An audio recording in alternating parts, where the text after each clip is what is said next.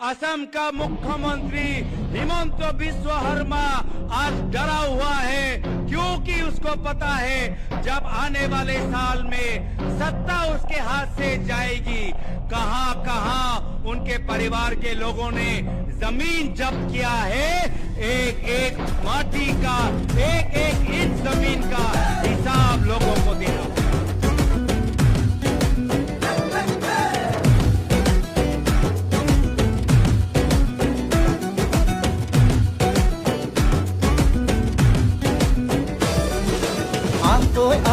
লগে ভাগে ৰাতিটো বচাবৰ সময় হ'ল।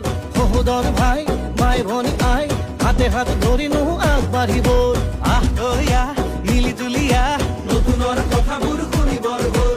অসমীয়াই মুখনি চাই একতাৰে এনাজৰি বান্ধিবৰ হ'ল। এই প্ৰগতি আনিব কোনে, শান্তিৰ গান গাব কোনে, দুখীয়া নিচলাৰ দুখবোৰ আঁতৰাই হাঁহি জিলিকাব কোনে।